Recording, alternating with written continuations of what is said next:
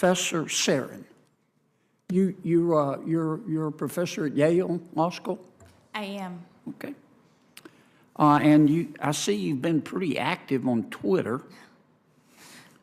I'm looking at one of your tweets from a few months ago, October 30th, 2023. I'd like to read it to you. The House Republican stance is, I kid you not, support for Israel as long as we make it easier for people to cheat on their taxes. End quote. Did you tweet that? That's correct, yes. Okay. How many Republican congressmen or women did you talk to before you made that statement? I was reacting to the fact that, and we've talked about it actually. Yes, so ma'am, far but in this. first, if you could, how many Republican congresswomen or congressmen did you talk to? I didn't talk to them. I actually was just reacting to the legislation that was proposed. You didn't talk to any of them? No, sir. Hey everyone, welcome back to Liberty Trigger. Today we're breaking down one of the most talked about Senate hearings in a long time. And yes, it started with Taylor Swift tickets, but it quickly turned into a full-blown debate on corporate power, climate policy, financial oversight, and even how we tax the wealthy. Let's unpack what really happened and why it matters. So, Senator John Kennedy kicked things off by blasting Ticketmaster and Live Nation for what he called a debacle, the Taylor Swift ticket chaos that left millions frustrated. If you think this not right then, drop your thoughts below. Let's have a real conversation. Don't forget to like, share, and subscribe for more breakdowns like this one. Let's get into it. Before you said that every single one of them supports Israel only if it is made easier for people to cheat on their taxes? I actually don't think that every single one of them believes But that. that's what you said. But I do think that the legislation passed by the House reflects a statement of purpose that in order to support Israel, it's important I'm looking at what you said. allow what your taxpayers to be able to cheat on their taxes. You said that every single House Republican, none of whom you talked to, would only support Israel if it was made easier for Americans to cheat on their taxes. Now, you said that, and you didn't talk to any of them. Senator Kennedy, Didn't I am struck by, and perhaps this is something on which we agree, that it is incredibly important to support Israel. It is also incredibly important to make sure that taxpayers at the top of the distribution we agree on pay their Israel, fair but share. I just can't believe you would say this about members of Congress. It's pretty pejorative, it's vicious. Let me finish. Without talking to them. I mean, would it be possible for somebody to support a reduction to the IRS budget because they simply believe the federal government ought to have a balanced budget? Would that be a fair position?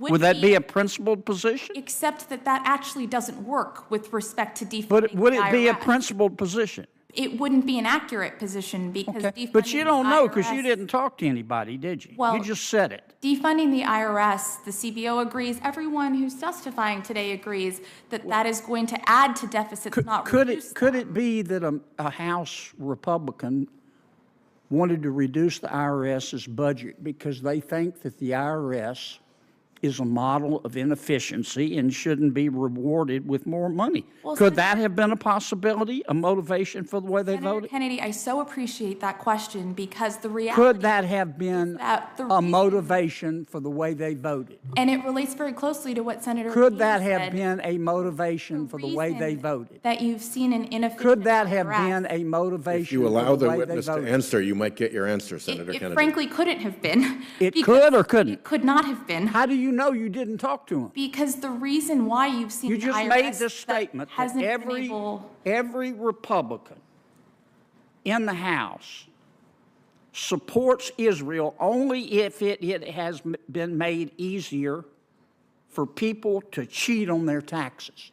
Could it be that maybe a House member thought that, well, the more money we spend, the more deficits we have, and the more deficits we have, the more pressure is put on interest rates, and the higher interest rates go, the more it hurts the poor. Could that have been Senator the position Kennedy, of one of the House Republicans? Senator Kennedy, Could it have been theoretically? couldn't have been because Could it everyone couldn't have agrees. been? It frankly couldn't. How do you know? You didn't talk to him. Well, I know that everyone agrees, including witnesses across the aisle, including CBO, including every single tax expert that has contemplated this question, that defunding the IRS makes deficits worse, not better.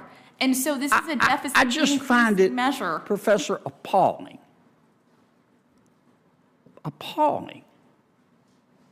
that you would make a statement like this, a vicious statement like this, without talking to a single person about whom you made the statement. And I'm going to remind you, you can only be young once, but you can always be immature. And you ought to think about that. Thank you, Senator. Thank you. Let me just say that I think that the treatment of witnesses is beginning to degrade a bit here. And I'm going to strike some commentary if it continues down this road. I think personal insults to witnesses are not appropriate, and I will not be tolerant of that in this committee. Well, could I respond, Mr. Chairman? You're going to fire away. I think you just called a you're going to do what you got to do, immature. but I'm going to continue to use my time. You bring witnesses as you're entitled to, and some of them are very good. Some of them have the credibility of Michael Avenatti, and I'm going to use my time when I think it's appropriate to And I'm test. going to use my authority as chairman to test as I think credibility, it is appropriate witnesses' as well, credibility. in So order you to do keep what you order got to do, and I'm going to do what I got to do. good behavior in But a if that Senate is meant committee. to bully me, you're talking No to attempt the to wrong bully guy. you. No attempt to bully you, none at all. It's to keep the witness and the committee free of bullying. I'm entitled to test their credibility, and I think one of our witnesses just got tested. I hope I passed, Senator. Thank you. You didn't. His point was simple. If companies say they care about consumers, prove it. He floated the idea of making tickets non-transferable or only transferable at face value. That would stop bots and scalpers from buying up thousands of tickets and reselling them for ridiculous prices. Some witnesses agreed. Others said it would hurt fans who just need flexibility, like transferring tickets to friends. The real issue here? Whether government or market should protect consumers from exploitation. Kennedy's tone may have been blunt, but the question is legitimate. Is profit more important than fairness? Next, the hearing shifted to climate change policy. Experts were asked how much it would cost to make America carbon neutral by 2050. One estimate? $50 trillion. Senator Kennedy pressed further. If we spend that much, how much would it actually lower global temperatures? No one could give a clear answer. That's not cynicism, it's accountability. People deserve to know whether massive spending will actually work, especially when countries like China and India emit far more and may not cooperate.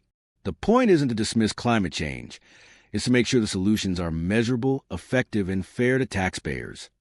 Then came the financial oversight segment. Lawmakers grilled Federal Reserve officials over the collapse of Silicon Valley Bank. Turns out, the bank wasn't stress tested in 2022, despite holding over $100 billion in assets. It wasn't scheduled to be tested until 2024 due to regulatory timing. Even worse, the Fed admitted they knew the bank had risky holdings in long-term government bonds, but didn't intervene forcefully. That raises an uncomfortable truth. When regulators fail, it's not just a private sector issue. It's a systemic one.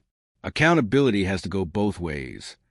And finally, we got a heated debate on whether America should tax unrealized gains, meaning the increased value of assets that people haven't actually sold yet. Economists argued it would target only the ultra-wealthy. Critics warned it untested and could drive investment out of the country, just like what happened in France and other nations that repealed similar taxes. At its core, this is a philosophical battle. Should success be rewarded, or should wealth be constantly redistributed in the name of fairness? Both sides claim to fight for justice, but they define it very differently. So, what ties all of this together? Whether it's concert tickets, climate spending, banking regulation, or taxes, the bigger question is trust. Can Americans trust corporations to treat them fairly? Can they trust government agencies to regulate wisely? And can they trust lawmakers to balance innovation, freedom, and fairness without overreach? These aren't left or right issues. They're civic ones. And the way we answer them will shape the economy, the environment, and the opportunities our next generation inherits. Thanks for watching. If you found this analysis helpful, hit that like button, subscribe, and drop your thoughts in the comments. Let's keep the conversation smart, honest, and respectful.